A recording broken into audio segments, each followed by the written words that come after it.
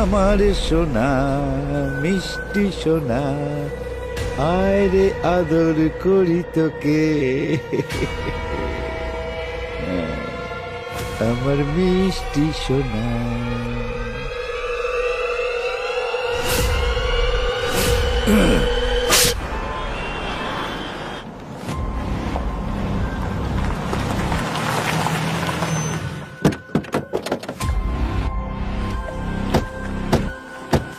Excuse me, সবাই সরে যাও।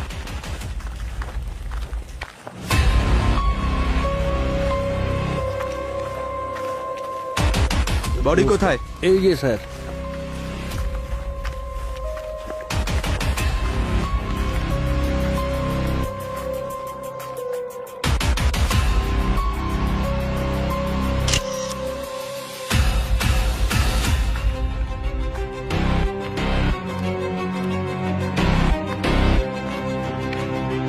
ওয়ার্কারদের ডাকো, আগে বডি বের করো। অক্ষয়, অমল, এসো, বডিটা বার করো বাইরে।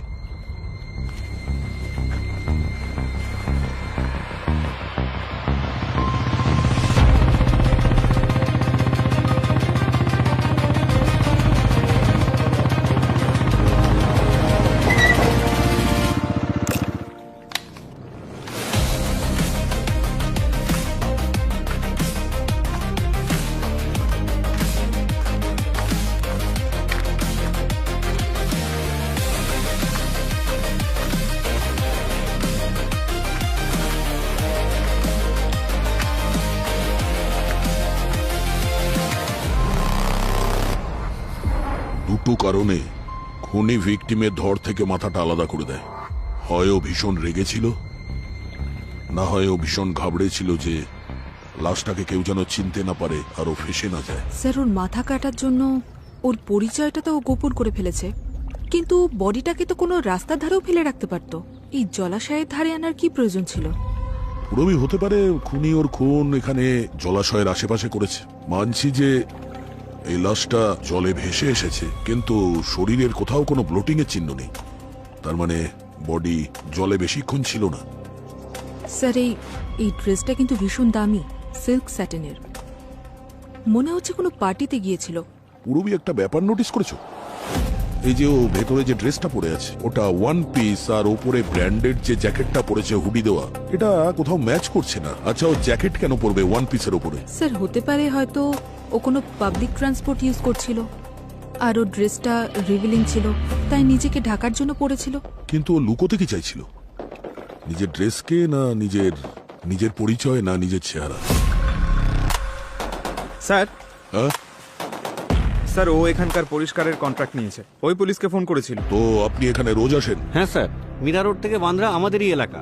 রোজ সকাল 6টা থেকে 9টা আমাদেরই ডিউটি এখানে। তার মানে এই লাশটা ভেসে এসেছিল তোমার কালকের শিফটের পরেই, নাহলে তুমি তো দেখতে পেতে। হ্যাঁ স্যার, আর কাল সকালে তো জলও কম ছিল। আমি আজ সকালে যখন এখানে আসলাম তখন পাথরে কিছু আটকে ছিল মনে হলো। আমি ভাবলাম কোনো থলে টলে হবে হয়তো। কাছে গিয়ে যখন দেখলাম তখন এই সব। স্যার, স্যার এদিকে আসুন। হ্যাঁ ভূমি? স্যার, এখানে কিছু রক্তের দাগ পাওয়া গেছে, কিন্তু খুবই সামান্য। যদি এই লাশটা এখানে জলে ভেসে আসে তো এই রক্তের দাগ পাথরে কি করে এলো? আচ্ছা, এরকম নয় তো যে এই লাশ এখানে এই পাথরের আশেপাশে কাটা হয়েছে? কিন্তু এখানে তো এত রক্ত দেখতে পাচ্ছি না। তার মানে এই লাশ জলের সাথেই ভেসে এসেছে এখানে। আচ্ছা, আর কিছু পেয়েছো? মোবাইল ফোন, ব্যাগ কিংবা কোনো আইডি? না স্যার, ওয়ার্কার্সদের জিজ্ঞাসা করেছিলাম, কিন্তু তারাও কিছু পায়নি। বস, এই চুলটা দেখো। এই চুলটা সিনথেটিক, যেমন উইগে ব্যবহার হয় সেরকম। আর এইটা আমি ভিকটিমের জ্যাকেট থেকে পেয়েছি। ও, তাহলে হতে পারে ভিকটিম কোনো উইক পরেছিল বা কোনো উইক পরা লোকের সঙ্গে দেখা করেছিল। হতে পারে। আরো একটা কথা বস, এই দেখো, এই নখটাও আসল নয়, নকল। ভালো করে দেখো, খুব অদ্ভুত ভাবে মুড়ে আছে, দেখতে পাচ্ছ? আর ওর নখ আর ওর আঙুলের চামড়ার মাঝখান থেকে আমি এইটা পেয়েছি। এতে পিচ আর সিমেন্ট মিশে আছে। কি বলছো? পিচ? বস, আমার মনে হয় ভিকটিম খুব জোরে এই পিসটাকে ধরেছিল, চেপে ধরেছিল। কিন্তু এই লাশটাকে তো আমরা জলাশয়ের আশেপাশে পেয়েছি, সেখানে পিচ জাতীয় কিছু ছিল না। তার মানে স্যার খুন কোনো রাস্তায় হয়েছে, তারপর ওর লাশটাকে ওরা জলে ফেলে দিয়েছে। সালুকে স্যার, ডেড বডির পাশে যে রক্তের দাগ পাওয়া গেছিল তার ব্যাপারে আপনি কি বলবেন? ওর একটা ঘটনা আছে, আমি বলছি। ব্যাপারটা হচ্ছে ব্লাড ক্লটিং শুরু হয়েছিল। ইনফ্যাক্ট মেডিকেল টার্মে একে লিভার মর্টিস বলে। এতে কি হয়, ব্লাড ক্লট হতে শুরু করে, আর মানুষের যদি কেটেও যায় তবে রক্ত বেরোয় বটে কিন্তু পড়ে না। আর ওই লিভার মর্টিসের জন্যই রক্তের ছাপ পাওয়া গেছে। তাহলে কজ অফ ডেথটা কি? জলে ডোবা নাকি গলা কেটে খুন? জলে ডুবে তো এর মৃত্যু হয়নি, কারণ এর ফুসফুসের মধ্যে আমি একটুও জল পাইনি। আর এর মৃত্যু রাত 1টা থেকে 5টার মধ্যে হয়েছে। কজ অফ ডেথটা কি সেটা এখনো জানতে বাকি আছে। আরো একটা কথা,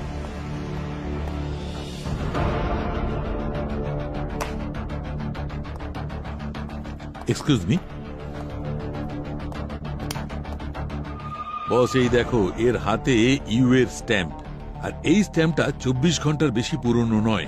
এরকম ইউ স্ট্যাম্প তো নর্মালি নাইট ক্লাবের লোকেরা দেয় এন্ট্রির সময়। রবি, একটা কাজ করো, খোঁজ নাও এই ইউ স্ট্যাম্পটা যে আছে সেটা কোন নাইট ক্লাবে। স্যার,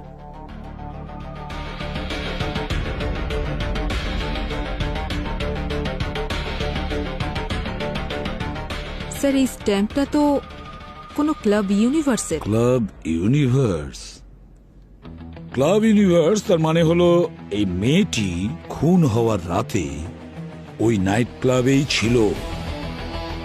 এখনই এই কেসের প্রথম সূত্র এই ক্লাব ইউনিভার্স থেকে নিশ্চয়ই পাওয়া যাবে। স্যার, আমি ক্লাব ইউনিভার্সের সোশ্যাল মিডিয়া হ্যান্ডেল চেক করেছি। সোরিয়াল হেয়ার কেয়ার নামের একটা ব্র্যান্ডের লঞ্চ ছিল কাল রাতে। বিউটি ইন্ডাস্ট্রির অনেকেই ওখানে হাজির ছিল। লঞ্চের পর ওদের পার্টি প্রায় রাত 1টা অবধি চলেছিল। ও, তার মানে ওই পার্টিতে যত লোক এসেছিল, যত গেস্ট এসেছিল, তাদের লিস্ট পাওয়া যেতে পারে। হ্যাঁ স্যার।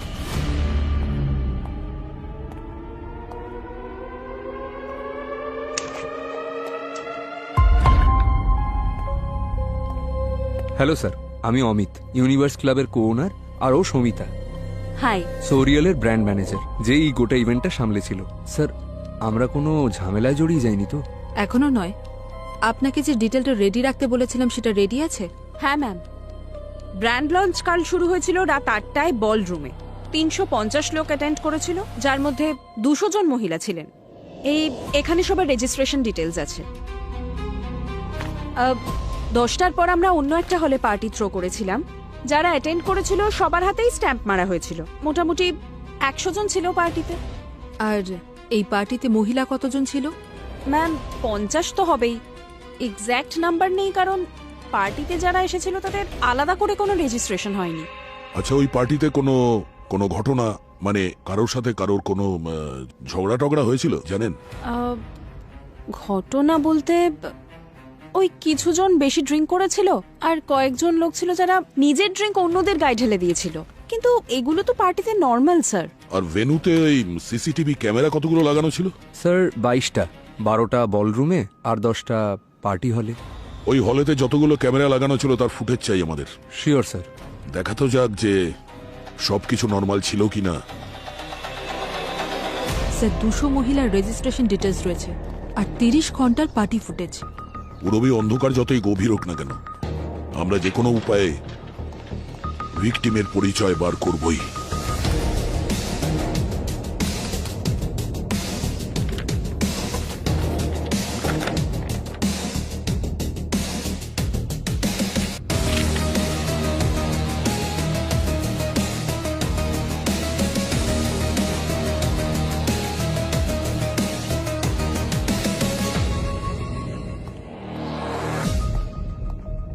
ক্লাব ইউনিভার্সের কথা অনুযায়ী 200 মেয়ের মধ্যে আনুমানিক 50 জন পার্টি অ্যাটেন্ড করেছিল। আর আমাদের কাছে ভিকটিমের এই রঙের ড্রেস তো আছেই। এবার আমাদের এটা খুঁজে বের করতে হবে যে এই রঙের ড্রেস কয়জন মেয়ে পরেছিল। মেয়েটার লাশ দেখে মনে হচ্ছে ওর হাইট 5.5 ফুট ছিল আর ওয়েট 60 থেকে 65 কিলো হবে। তাহলে এবার খুঁজে দেখো ওই সব মেয়ের প্রোফাইলে ওই লাশের প্রোফাইলের সঙ্গে ম্যাচ করছে কি না। স্যার এরকম পোশাক পরা 12টা মেয়ের প্রোফাইল পিকচার ম্যাচ করছে। আর স্যার, এদের মধ্যে থেকে 8 জন মেয়ে পরের দিন ক্লাব ইউনিভার্সকে তাদের সোশ্যাল মিডিয়া হ্যান্ডেলে ট্যাগ করেছিল। তার মানে ওরা তো সেফ। চলো তো।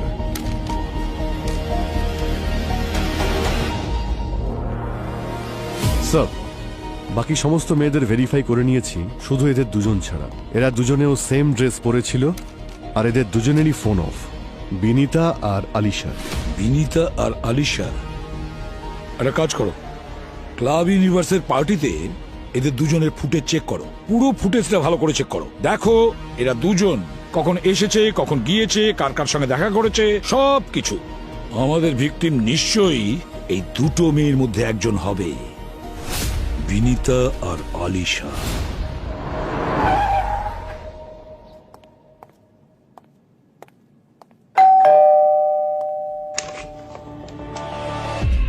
কাকে চাই? বিনিতা? হ্যাঁ, আপনারা কারা? সিআইডি। আপনারা সিআইডি থেকে এসেছেন? হ্যাঁ ম্যাডাম, এই ওর মুখটা এরকমই, নিয়ে যা রেখে। তুই জানা, ভেতরে যা, তোকে মজা দেখাচ্ছি আমি। হ্যাঁ বলুন, কি ব্যাপার? তুমি কালকে রাতে ক্লাব ইউনিভার্সে ছিলে না? কটায় বেরোলে? এই হবে 1-1:30টার সময়। আর তোমার ফোন বন্ধ ছিল কেন? ওই পার্টি অনেক রাত পর্যন্ত চলেছে তো, তাই আমার ঠিক খেয়াল নেই কখন ফোনটা অফ হয়ে গেছে, তাই মনে নেই কিছু আমার। কি ব্যাপার বলুন? Routine check. Thank you.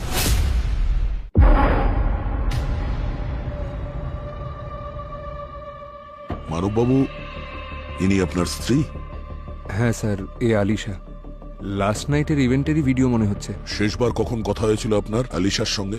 কাল যখন ও সোরিয়াল ইভেন্টের জন্য তৈরি হয়ে বেরোচ্ছিল তখনই। অ্যাকচুয়ালি স্যার, আমাদের স্যালনও ইনভিটেশন পেয়েছিল, আর আমাদের জন্য এটা বেশ বড় ব্যাপার। অ্যাকচুয়ালি আমি বেশ ব্যস্ত ছিলাম, সেই জন্য একাই গেল।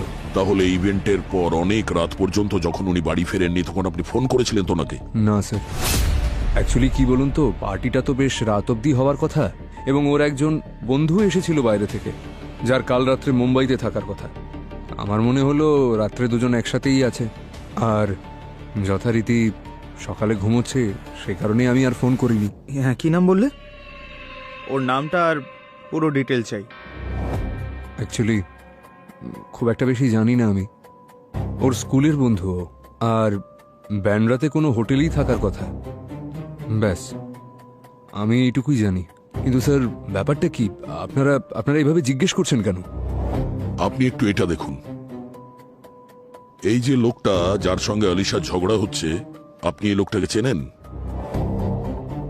স্যার, এ তো গৌতম, কিন্তু এই বিউটি ইভেন্টে কি করছে?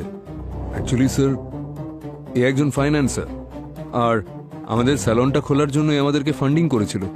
কিন্তু স্যার, আপনারা আমায় একটু খুলে বলুন, আপনারা এভাবে জিজ্ঞেস করছেন, আসলে হয়েছেটা কি? মানববাবু, ভেরি সরি টু সে, কিন্তু আমরা একজন মহিলার লাশ পেয়েছি, যার মাথাটা ধর থেকে আলাদা, আর আমাদের সন্দেহ যে হতে পারে ওই বডিটা আলিশারি। হোয়াট? কিন্তু স্যার, যদি লাশের মাথাটাই না থাকে, তবে আপনারা কি করে বুঝলেন যে ওটা আলিশারি লাশ? সেটাই কনফার্ম করার জন্য আমাদের আলিশার টুথব্রাশ কিংবা হেয়ার ব্রাশ, এইরকম পার্সোনাল জিনিসের প্রয়োজন হতে পারে ডিএনএ ম্যাচ করাতে।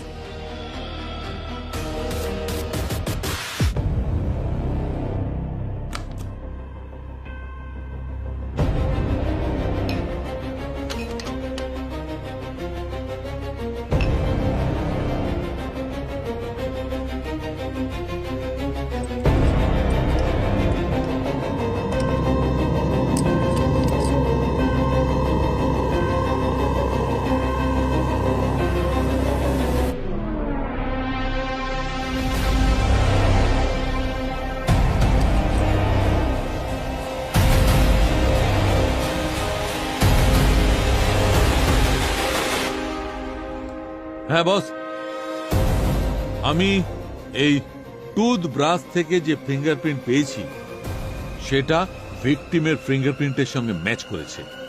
তার মানে এই ডেড বডিটা আলিশারি বডি। এই আলিশা আর মানবের স্যালনের জন্য ফান্ডিং আপনি করেছিলেন? আগে হ্যাঁ, 30 লাখ টাকা। ওই 6 মাস আগে কিছু আমাদের ওই পুনা আর আহমেদাবাদে একটা ফ্র্যাঞ্চাইজি খুলতে চেয়েছিল। এখন দেখুন 1 বছর হয়ে গেল, না টাকা পয়সা ফেরত দিল না ফ্র্যাঞ্চাইজি খুললো। তাহলে রাগ তো খুব হয়েছে আপনার। রাগ তো খুবই হয়েছিল, তবে নিজের ওপর। অনেস্টলি স্যার, আমি ভেবেছিলাম যে ইয়াং কাপল, অ্যাম্বিশাস, আমার সাপোর্ট করা উচিত, কিন্তু দেখলাম দুজনেই ফ্রড। আর যখন আমার অফিস থেকে ওদের বারবার ফলো আপ করলো, তখন পরশুই আমাকে আলিশা ফোন করেছিল, বললো আমার সঙ্গে একা দেখা করতে চায়। কোথায়? ক্লাব ইউনিভার্সে? আগে হ্যাঁ স্যার। বলতে কি চাইছিল? স্যার ও চাইছিল যে আমি ওর নিজের ইন্ডিপেন্ডেন্ট ব্র্যান্ডে ইনভেস্ট করি। নিজের, তার মানে মানবকে ছাড়া? আগে হ্যাঁ স্যার, কিন্তু আমার মনে হচ্ছিল যে ওদের বোধহয় ডিভোর্স হতে চলেছে। অদ্ভুত একটা ফ্রাস্ট্রেটেড লাগছিল ওকে। বলছিল যে আমি মানবের দয়ায় বেঁচে নিই, যদি আমি না থাকতাম তাহলে মানব এই বিজনেস কবে লাঠে তুলে দিত। কিন্তু আপনারা এসব কথা আমাকে জিজ্ঞেস করছেন কেন? আপনি ওই ক্লাব ইউনিভার্স থেকে একা বেরিয়েছিলেন নাকি ওর সঙ্গেই? না স্যার, যখন আমি ফান্ডিং করতে রাজি হলাম না, তখন ও সেখান থেকে রেগে বেরিয়ে যায়। তারপর 15 মিনিট পর যখন বেরোলাম, তখন ও ট্যাক্সির জন্য ওয়েট করছিল। আমি বললাম যে আমি ওকে বাড়ি ছেড়ে দিতে পারি, কিন্তু রাজি হলো না। কত টাইম হয়েছিল তখন? আর আচ্ছা, ট্যাক্সির জন্য যখন ওয়েট করছিল তখন ওই জ্যাকেট মানে হুডিটা পরেছিল? হুডি না স্যার, হুডি তো ও পরেনি, কিন্তু হ্যাঁ ওর ব্যাগটা পড়ে গিয়েছিল, আর ব্যাগের থেকে একটা জ্যাকেট বেরিয়ে পড়েছিল। ও তাড়াতাড়ি জ্যাকেটটা ভেতরে ঢুকিয়ে নেয় আর বলতে থাকে ট্যাক্সি বা অটোতে জ্যাকেট পরে থাকাটা অনেক সেফ। আর স্যার, যদি টাইমের কথা বলেন তাহলে প্রায় 12:30 নাগাদ আমি বেরিয়ে পড়ি। কিন্তু স্যার, আপনি এসব কথা আমাকে জিজ্ঞেস করছেন কেন? আবার ওই হাজব্যান্ড ওয়াইফ কিছু ফ্রড করেছে নাকি? একটা মার্ডার কেস হয়েছে। কালকে মীরা রোডে একটা খালের পাশে আমরা আলিশার বডি পেয়েছি। ও মাই গড! আর আশ্চর্যের বিষয় হলো এটাই যে ওর দেহ থেকে মাথা বিচ্ছিন্ন ছিল। হোয়াট? আসলে আলিশার সঙ্গে শেষবার আপনি দেখা করেছিলেন, তাই যতক্ষণ না এই কেসটা সলভ হচ্ছে আপনি শহরের বাইরে যাবেন না। Okay sir.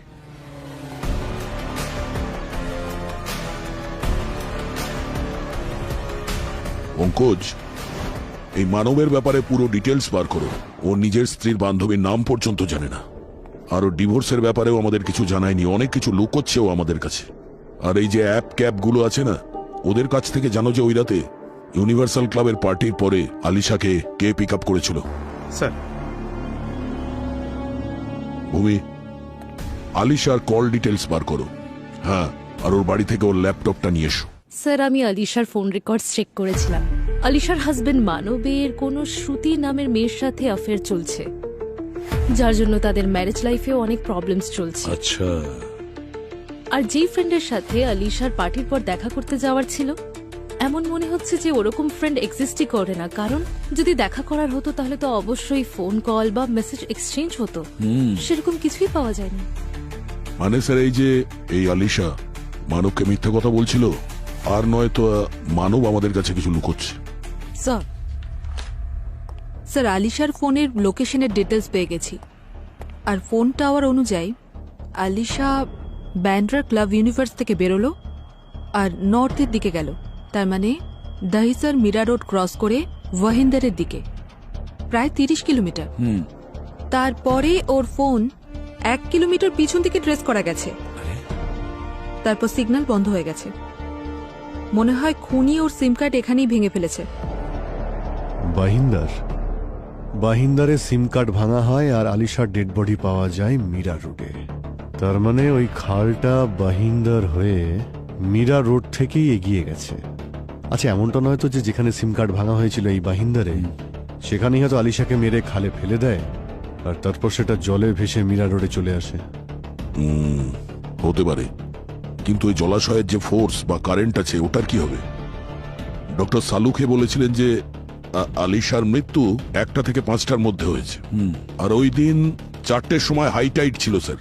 যদি 5টার সময় মারে তাহলে হতে পারে সেই সময় জলের স্রোতটা কম ছিল, তাহলে হতে পারে ওই সময় ওকে মীরা রোডে মেরেছে, তারপর জলে ফেলে দিয়েছে, যেটা ভেসে কিছু দূর যাবার পর পাড়ে আটকে গেছে। কিন্তু যতক্ষণ না আমরা এটা জানতে পারছি যে আলিশাকে কটার সময় মেরে ফেলা হয়েছিল, ততক্ষণ আমরা এটা বুঝতে পারবো না যে আলিশা কোথায় মারা গেছে, কোথায় খুন হয়েছে, মীরা রোড না অন্য জায়গায়। বুঝে উঠতে পারছি না যে এই শালুকে কোথায় গেল? ওর তো রিপোর্ট নিয়ে আসার কথা ছিল আলিশার মৃত্যুর। শালুকে, শালুকে, হ্যাঁ, আরে তুমি কোথায়? এই তো এখানে। আরে এখানে এখানে বললে হবে ফোনে? তুমি কি ফোনে আসছো? আরে এই তো, এই তো এটা আসার সময় হলো? আমি জানতাম তুমি আমার মনে করছো, সেই জন্য আমি নিজেই চলে এসেছি বস। টক্সিকোলজি আর পোস্টমর্টমের রিপোর্ট এনেছি। দেখাও। এই দেখো বস, আর এই রিপোর্ট অনুযায়ী আলিশার মৃত্যু হয়েছে অক্সিজেন হঠাৎ বন্ধ হওয়ার কারণে। আর এরকম তখনই হয় যখন কেউ মুখ বন্ধ করে দেয় বা গলা টিপে ধরে। আর এর মৃত্যু হয়েছে রাত 3টের সময়। কটার সময়? 3টের সময়। 3টের সময়? তার মানে ইউনিভার্স ক্লাব থেকে বেরোনোর প্রায় 2.5 ঘন্টা বাদে। আরো একটা কথা বস, এমন একটা কথা জানতে পেরেছি যেটা শুনলে চমকে যাবে। আলিশার গলা ওর মৃত্যুর ঠিক 3 ঘন্টা বাদে কাটা হয়েছে, তার মানে 6টার সময়। আলিশার মৃত্যু হয় 3টের সময়, আর আলিশার সিম কার্ডের লাস্ট অ্যাক্টিভ লোকেশন ছিল বাহিন্দায়। হাইটাইড ভর্তি ভোর 4টের সময়। অভিজিৎ, তুমি যা ভেবেছিলে একদম ঠিক। আলিশাকে ওই জায়গাতেই মারা হয়। কিন্তু স্যার অপরাধী খুন করার 3 ঘন্টা পরে অন্য কোনো লোকেশনে নিয়ে গিয়ে ওর গলা কেন কাটবে? তাহলে এর মধ্যে 2 জন যুক্ত নয় তো? আর যদি তাই হয় স্যার, তাহলেও এই 3 ঘন্টার গ্যাপ কেন গলা কাটার মধ্যে? স্যার, স্যার কুইক ক্যাব থেকে আলিশা একটা রাইড বুক করেছিল ওর গন্তব্যে পৌঁছানোর জন্য। ওখানে অনেকগুলো ছোট ছোট কারখানা আছে স্যার। ওখানে একটা উইগ মেকিং কারখানাও আছে স্যার। ডক্টর সালুংকে যে চুলের কথা বলছিলেন ডেড বডি থেকে যেটা পাওয়া গেছিল, হয়তো এই দুটোর মধ্যে কানেকশন থাকতে পারে স্যার। কিন্তু পঙ্কজ, আলিশা তো সেলুনেও কাজ করতো, তাই না? হতে পারে ওই সিনথেটিক চুল ওখান থেকে লেগে যায়। কিন্তু চুল তো আমরা জ্যাকেট থেকেই পেয়েছিলাম, তাই না? কিন্তু ওই জ্যাকেটটা তো পার্টিতে পরেনি, আর না ও স্যালনে পরে কাজ করেছে। মানে পার্টি থেকে বেরোনোর পরে যা কিছু হয়েছে তার সঙ্গে চুলের সম্পর্ক রয়েছে। পঙ্কজ। হ্যাঁ স্যার। আলিশা যে ক্যাবে ট্রাভেল করেছিল সেই ড্রাইভারের সঙ্গে তুমি কথা বলেছো তো? হ্যাঁ স্যার। ও কি বলেছিল তোমাকে? স্যার ও তো বলছিল যে ও খুব রেগে ছিল, আর ও ক্যাব থেকে নাবা মাত্রই ওর হুডি বের করলো আর শেডস বের করে পরে তারপর সেখান থেকে চলে গেল।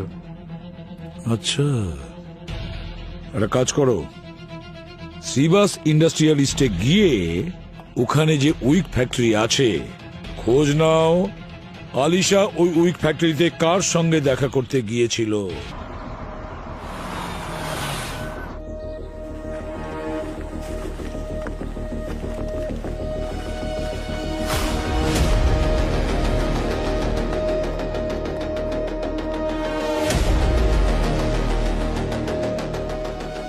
Excuse me. Yes sir. একটু ছবিটা দেখুন, একে চেনেন? না স্যার।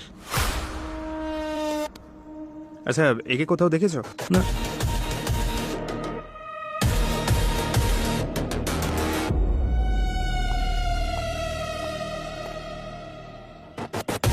এক্সকিউজ মি ম্যাম, একটু এই ছবিটা দেখুন।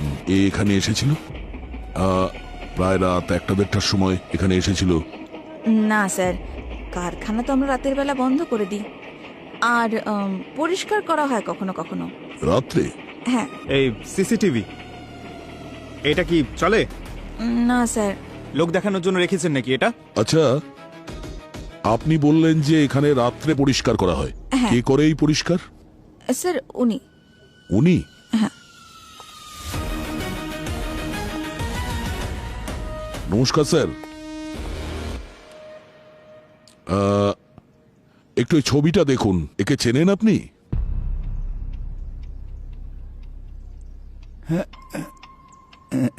খুব মিষ্টি বাচ্চা তো, কিন্তু ফটোতে খুব একটা ভালো লাগছে না। আর এর তো দেখুন 2টো কানের দুল থাকার কথা, তবে একটা কোথায় গেল? কান দেবেন না স্যার, উনি একটু। ও, এই এই কানের দুল একটাই ছিল? হ্যাঁ, একটাই ছিল। আচ্ছা, শেষবার কখন দেখেছিলেন ওকে? আজ সকালে। এই বাচ্চাটার স্কুটারে বেড়ানোর খুব শখ ছিল, সেই জন্য ওকে বেড়ানোর জন্য নিয়ে এসেছিলাম। তারপর একসঙ্গে বেরিয়ে বাড়ি ফিরিয়ে দেবো আবার। এখনো কোথায় আছে? কাকা, আচ্ছা এই এই স্কুটারটা আপনার? হ্যাঁ হ্যাঁ, আমার স্কুটার। হ্যাঁ হ্যাঁ, মেয়েটা খুব ভালোবাসতো। আচ্ছা, আর ওকে ওকে আনন্দ দেওয়ার জন্য নিয়েছিলাম এটা। হ্যাঁ, আমার মিষ্টি পাখি, দুষ্টু পাখি, দুষ্টু মিষ্টি উড়ন্ত পাখি। আমার খুব প্রিয় ওই দুষ্টু পাখিটা। লোকজন বলছে ওকে নাকি পাওয়া যাবে না।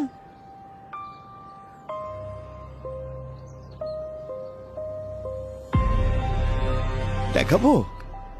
দেখান।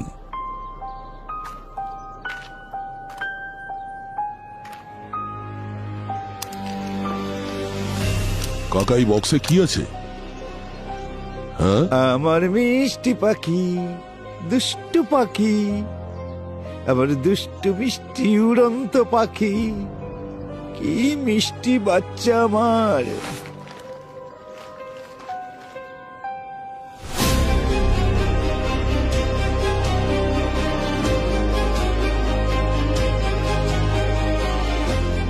দুষ্টু পাখি, আমার অত্যন্ত প্রিয় পাখি, ডানা মেলে উড়ে চলে আমার মিষ্টি পাখি। সবাই বলছিল যে মোটেই পাওয়া যাবে না, কিন্তু এসেছে না, দাদুর কাছে এসেছো না মিষ্টি পাখি। এটা আপনি কোথায় পেয়েছেন কাকা? ওই যে ওই দূরের ওই জায়গায় শুয়েছিল। আমি কাছে গিয়ে তুলি, কিন্তু ওর কাপড় চোপড় খুব নোংরা হয়ে গিয়েছিল। প্রথমে ভাবলাম ওকে বাড়িতে নিয়ে গিয়ে খুব ভালো করে একেবারে পরিষ্কার করে দিই, কিন্তু অনেক চেষ্টা করলাম ওকে তোলার, কিন্তু ও আমাকে চিনতেই যেন পারছিল না। বড় হয়ে গিয়েছিল তো, তারপর আমি ওকে ছোট করে দিয়েছিলাম। হ্যাঁ, খুব ভালো করে যত্ন করে রাখবো ওকে আমি। কাকা, এটাকে নিচে রেখে দিন। না না না, আমি নিচে রাখবো না। আমরা এর দেখাশোনা করব এখন থেকে। তোমরা দেখাশোনা করবে ওর? হ্যাঁ, আমার হ্যাঁ। খুব মিষ্টি শোনা, ওকে কিন্তু যত্ন করো তোমরা। স্যার, ওই বুড়ো কাকা পান্নালাল ওই উইগ বানানোর ফ্যাক্টরিতে পরিষ্কার করার কাজ করে। তাহলে হতে পারে ওই সিনথেটিক চুল ওর কাপড়ে লেগে গেছে, আর ওই সময় যখন ও আলিশার গলা কাটছিল তখন ওর কাপড় থেকে আলিশার জ্যাকেটে লেগে গেছে। ভূমি ওনার বাড়ি থেকে একটা ওই ওই একটা অস্ত্র পেয়েছে যেটা দিয়ে ও আলিশার গলা কেটেছিল। মীরা রোডে একটা বস্তিতে থাকে যেটা ওই জলাশয়ের পাশেই। স্যার, কিন্তু যদি ওনার স্মৃতিশক্তি এতটাই খারাপ হয়ে থাকে তাহলে বাড়ি থেকে অফিসে যাওয়ার রাস্তাটা কি করে মনে আছে ওনার? পঙ্কজ, কিছু জিনিস কোর মেমারিতেই থেকে যায়। 40 বছর ধরে একই রাস্তা দিয়ে যাতায়াত করেছেন, সেই জন্য এটা ওনার অভ্যেসে পরিণত হয়ে গিয়েছে। ওনার নাতনি মাত্র 4 বছর বয়সে মারা গিয়েছিল। তখন উনি খুব বড় মানসিক আঘাত পেয়েছিলেন। ওনার সাইকিয়াট্রিস্ট বললেন যে এখন ডিমেনশিয়ার জন্য ওনার স্মৃতি আর ট্রমা একসঙ্গে মিলে আবছা হয়ে গেছে। উনি কি করেন কি করেন না এক্স্যাক্টলি উনি জানেনই না। আর কাউকে গলা টিপে মারতে গেলে শক্তির প্রয়োজন। বুড়ো পান্নালাল এটা করতেই পারে না। একটা কথা পরিষ্কার যে এই খুন পান্নালাল করেনি। খুনি সেই যে আলিশার বডি ওই জলাশয়ে ফেলেছিল।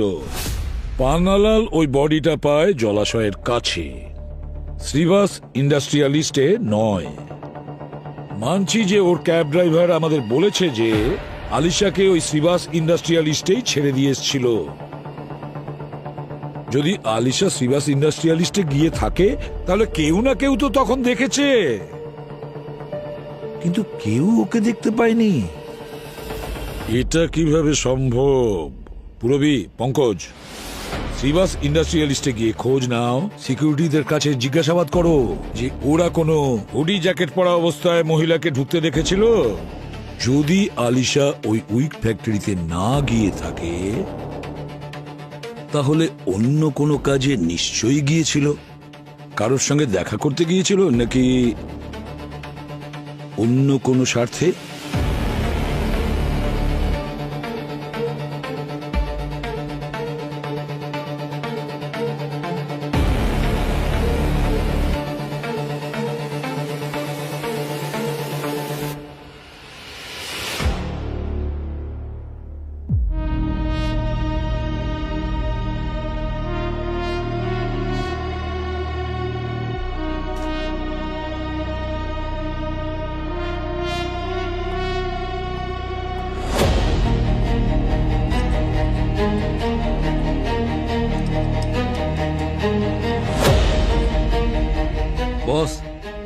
এইটা হচ্ছে একটা হিউম্যান ফ্লেশের টুকরো, যেটা আমি মুখের ভেতর দাঁতের ফাঁকে পেয়েছি। আমার মনে হচ্ছে ও ওর অ্যাটাকারকে খুব জোরে কামড়েছে। আর একটা কথা,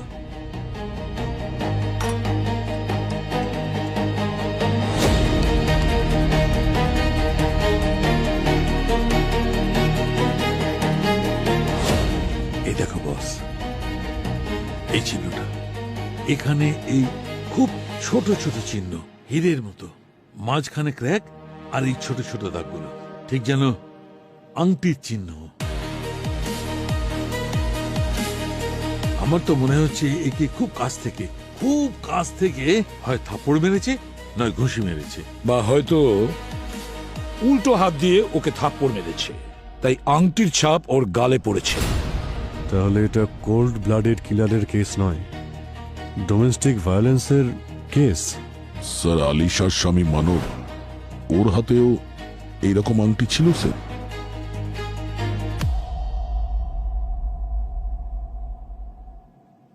মানব? স্যার, শ্রীবাস এস্টেটে সিকিউরিটি গার্ড বলল যে আলিশা হুডি পরে সেদিন সানার সঙ্গে দেখা করতে এসেছিল, আর ও সব সময় নাইট শিফট করত, কিন্তু সেদিন ওর ছুটি ছিল। আর আলিশা যখনই এই কথাটা জানতে পারলো, ও ঘাবড়ে গেল। যখন ঘাবড়ে গিয়ে ওখান থেকে বেরোলো, অটো পেল না ও, তখন ওখানকার সিকিউরিটি গার্ড ওকে অটো খুঁজে দিল। এই আলিশা সানাকে ফোন কেন করেনি? হতে পারে এই সানা ফোনটা তোলেনি, কিংবা আলিশা নিজেই ওখানে পৌঁছে গেছে। স্যার, ও হয়তো এখানেই ওর বাড়ির এসআরএ কমপ্লেক্সে থাকে, আর এটা শ্রীবাস থেকে 15 মিনিটের দূরত্ব। স্যার, ও আসতো কখনো কখনো, কিন্তু প্রতিবারই ও নিজের মুখটা কখনো হুডিতে বা কখনো ওড়না দিয়ে ঢেকে রাখতো। ও বলতো যদি কেউ চিনে ফেলে তাহলে ওর পুরনো জীবনের সত্যিটা সবার সামনে চলে আসবে। পুরনো জীবন মানে? ও কি তোমার সঙ্গে কাজ করতো? হ্যাঁ ম্যাম, আমরা একসঙ্গে মিলেই তেল আর শ্যাম্পুর প্যাকেজিং এর কাজ করতাম। তারপর ডেলিভারি করতে শুরু করলো। মেয়েটা শান্ত, দেখতে সুন্দর, গ্র্যাজুয়েটও ছিল, কিন্তু স্যারও 1 নম্বরের শেয়ানা ছিল। একদিনও স্যালনের মানব স্যারের সঙ্গে দেখা করলো, আর তারপর কি জাদু করলো কে জানে। কিছুদিন পরে এসে আমায় বললো যে ও নাকি বিয়ে করছে। ওর তো গোটা লাইফটাই বদলে গেল। ও পরশু রাতে কেন এসেছিল দেখা করতে? তুমি ওকে বলনি যে তুমি বাড়িতেই আছো? স্যার, ও যদি ফোন করতো তাহলে বলতাম না যে আমি বাড়ি আছি। ও তো এমনি চলে আসলো। বিয়ের পর তো ওর অ্যাটিটিউডটাই বদলে গিয়েছিল স্যার। যখন খুশি চলে আসতো, আর যত রকম অদ্ভুত অদ্ভুত কাজ নিয়ে আসতো। খুব অসভ্য ছিল, কিন্তু টাকা ঠিকঠাক দিত। একদিন এসে বলল যে মানবের নাকি শ্রুতি নামে একটা মেয়ের সঙ্গে সম্পর্ক আছে। ও প্রমাণ চাইছিল, আর হয়তো ডিভোর্সও দিতে চেয়েছিল। তাই ও আমার হাজবেন্ড গুড্ডুর কাছে সাহায্য চেয়েছিল। কিরকম সাহায্য? আর গুড্ডু কি করে? স্যার, ও ছোটখাটো কাজ করে, কখনো রিকভারির কাজ, বিল্ডার্সদের সঙ্গে টুকটাক কাজ করে। তার মানে গুন্ডাগিরি করে? কিন্তু টাকা তো পরিশ্রম করেই আনে না ম্যাডাম। আলিশা গুড্ডুকে বলেছিল যাতে ও মানবের উপর নজর রাখে, কারণ ডিভোর্সে ওর সেটা কাজে আসতো, আর সেই জন্য ও 25,000 টাকাও দিয়েছিল। এই গুড্ডু এখন কোথায়? কাজে আছে। ডাকো ওকে, ফোন করো তাড়াতাড়ি।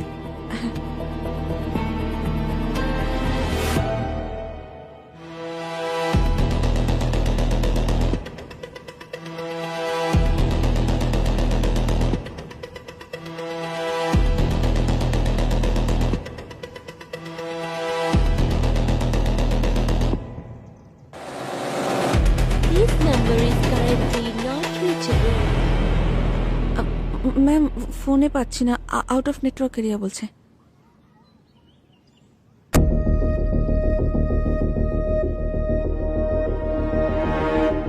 গুড্ডুকে বলো যে আজ রাত হবার আগে সিআইডি বিউরোতে যেন যায়, আর যদি না যায় আমরাই রাত্রে চলে আসব ওর স্বপ্নতে।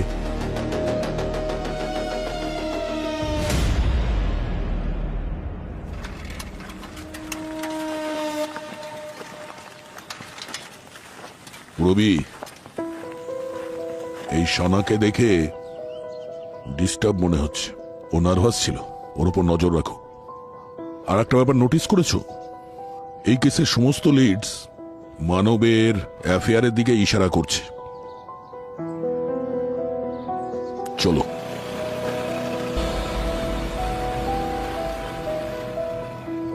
মানবা একটা কথা বলবো, ধরে নাও তোমাকে কেউ খুব খারাপ ভাবে ফাঁসিয়ে দিয়েছে, এমনকি তোমাকে চিটিংও করেছে, তাহলে তুমি কি করবে?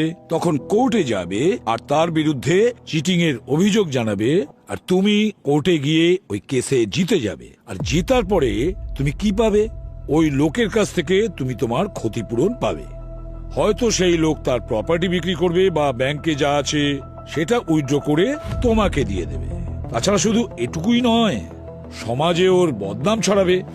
ওর যদি কোনো ব্যবসা থাকে সেটারও লোকসান হবে। তাহলে সেই লোক কি করবে? তখন ভিখারি তো হতে পারবে না। তখন ও কি করবে? ও তার রাস্তা থেকে তোমাকে সরিয়ে দেওয়ার চেষ্টা করবে, যেমন তুমি তোমার রাস্তা থেকে আলিশাকে সরিয়ে দিয়েছো, তুমি আর শ্রুতি দুজনে মিলে। স্যার, এতে আমার কোনো হাত নেই। ফ্র্যাঙ্কলি স্পিকিং স্যার, মানবের সঙ্গে যদি আমার অ্যাফেয়ার নাও থাকতো, তাও ওদের মধ্যে ডিভোর্সটা হতোই। দেখুন, মানব আর আলিশা তো সারাক্ষণ শুধু ঝগড়াই করতে থাকতো স্যার। আর যদি বলেন মানবের কাছে প্রপার্টি আছে, টাকা আছে, তাহলে আমি এটা বলতে তো চাই না স্যার, কিন্তু আমার কাছে মানবের থেকে অনেক বেশি টাকা আছে। আমি তো স্যার মানবকেও টাকা পয়সার জন্য ভালোবাসিনি। আমি এসবের কিচ্ছু জানি না। তুমি আর আলিশা ভীষণ ঝগড়া করতে, তাই না? তোমাদের দুজনের মধ্যে এতটাই ঝগড়া ছিল যে একদিন রাগের মাথায় উল্টো হাতে ওকে থাপ্পড় মেরেছো। এত জোরে থাপ্পড় মেরেছো যে তোমার হাতে যে আংটি পরা রয়েছে তার ছাপ পড়েছে ওর গালে। হোয়াট? তুমি তুমি আলিশার গায়ে হাত তুলেছিলে? না না স্যার, এমনটা নয়। তুমি ওকে মারছিলে, ও পালাচ্ছিল, তুমি ওকে তাড়াও করেছিলে। মারামারি রাস্তাতে পৌঁছয় আর ও নিজেকে বাঁচাতে গিয়ে তোমার হাতে কামড়ে দেয়। তোমার হাতটা দেখাও। দেখাও। তারপর তুমি ওকে খুন করো। এমনটা নয় স্যার, আমি ওর গায়ে হাত তুলেছিলাম, কিন্তু ঝামেলাটা ওই শুরু করেছিল।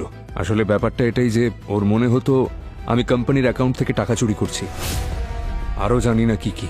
তারপর আমাকে হুমকি দেওয়া শুরু করলো, ডিভোর্স নিয়ে, অ্যালিমনি নিয়ে। তারপর আমাকে ধাক্কা দিল, তারপর একটা চর মারলো। তারপর যখন ব্যাপারটা সীমা পার করলো তখন আমিও হাত তুললাম।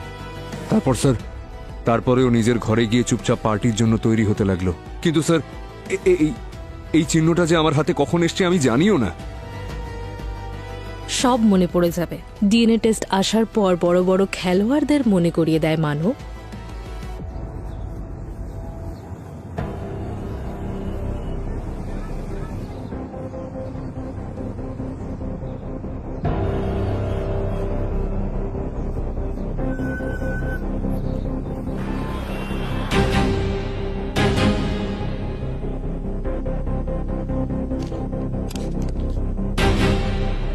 স্যার, আমার ইনফর্মার বলছিল মানব যার সঙ্গে দেখা করে ওর নাম প্রতীক।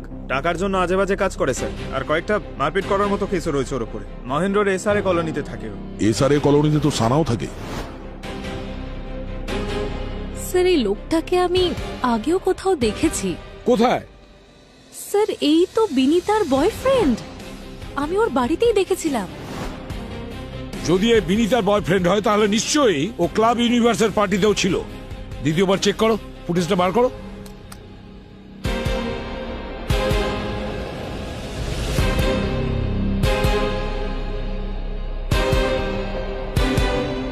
তাহলে এই প্রতীক আলিশার উপরে ড্রিঙ্ক ফেলেছিল।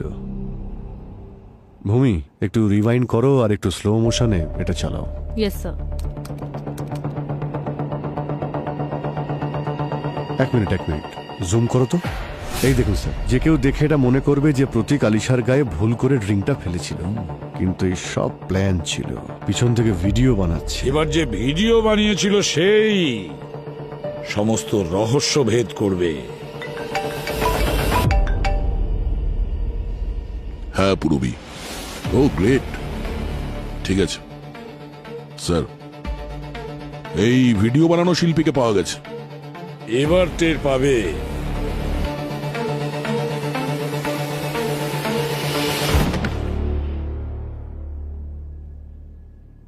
বাহ বাহ বাহ, ষড়যন্ত্রর সমস্ত খেলোয়াড়রাই একই ছাদের তলায়। এবার ঝুলি থেকে বেড়াল বেরোবে। এবার আমি গল্প শোনাবো এই ষড়যন্ত্রের। আলিশা গুড্ডুকে টাকা দিয়েছিল মানবের অ্যাফেয়ারের সম্বন্ধে খোঁজ নেওয়ার জন্য। 25,000।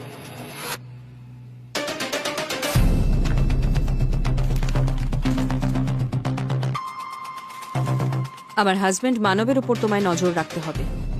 ও কোথায় যায়, কার সঙ্গে দেখা করে, কার সঙ্গে কথা বলে, প্রতিটি জিনিসের খবর চাই আমার, উইথ প্রুফ। মানব তো ওর থেকেও বেশি শেয়ানা। ও গুড্ডুকে ডবল টাকা দিয়েছিল আলিশার অ্যাফেয়ারের ব্যাপারে জানবার জন্য, কারণ ও আলিশাকে অ্যালিমনি দিতে চায়নি, তাই না মানব? কিন্তু এদিকে আলিশার তো কোনো অ্যাফেয়ার ছিলই না। তখন এই ষড়যন্ত্রে এন্ট্রি নেয় প্রতীক বাবু। প্রতীক যে গুড্ডুর বন্ধু ছিল। মানব প্রতীককে ইভেন্টে যাওয়ার জন্য ইনভাইটেশন পাইয়ে দেয়। প্রতীক ওখানে পৌঁছয় আর সুযোগ বুঝে আলিশাকে ধাক্কা দেয়, আর গুড্ডু ফটো তুলে নেয়। কিন্তু আলিশা ওখানে গুড্ডুকে দেখতে পেয়ে যায় আর ও সমস্ত খেলা বুঝতে পারে। আর আলিশা রেগে গিয়ে সানার সাথে দেখা করতে গেল, গুড্ডুকে ভাড়া করার জন্য নয়, বরং এটা জিজ্ঞাসা করার জন্য যে তুমি ওকে ঠকালে কেন। আলিশা তোমার সঙ্গে কথা বলতে এসেছিল না গুড্ডু? হ্যাঁ, প্রাণে কেন মেরে দিলে ওকে? স্যার, এসব ভুল স্যার। আপনারা আমাকে হাসাচ্ছেন স্যার।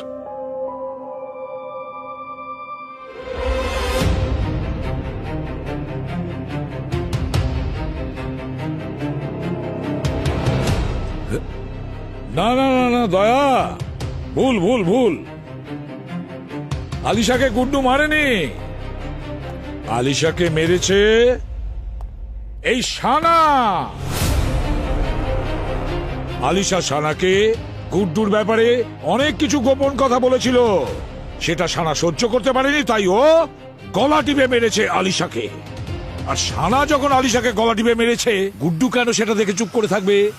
ও তখন আলিশার বডিটাকে জলাশয়ে ফেলে দিয়েছে, আর আলিশার বডিটাকে লুকিয়ে রাখার ব্যবস্থা করে এই গুড্ডু। আর খুন সানা তুমি করেছো, আলিশাকে তুমি মেরে ফেলেছো।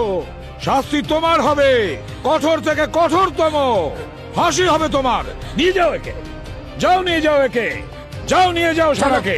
চলো এখান থেকে। স্যার, ও কিচ্ছু করেনি। যা কিছু করার স্যার সব আমি করেছি। আমি মেরেছি আলিশাকে।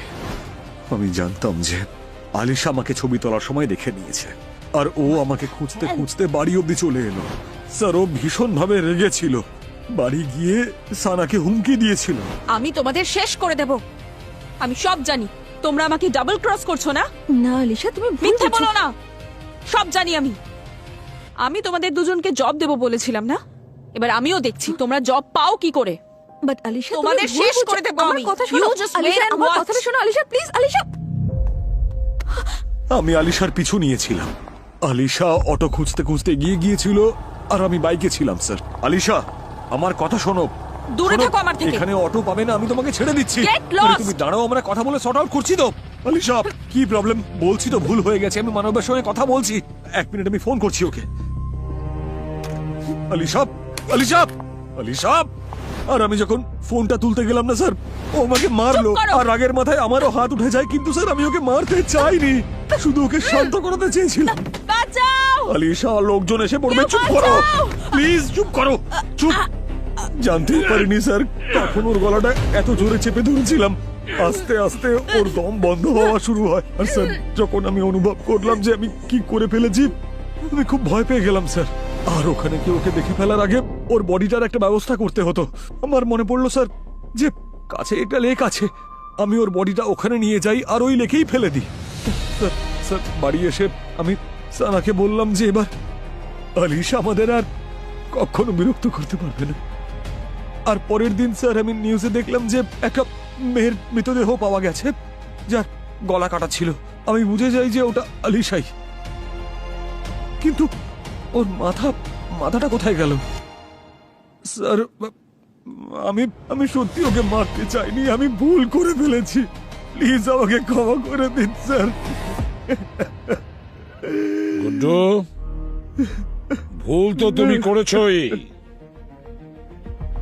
অনেক বড় ভুল। কিন্তু তোমার এই ছোট্ট একটা ভুলের জন্য একটা নিরীহ মেয়ের প্রাণ চলে গেছে।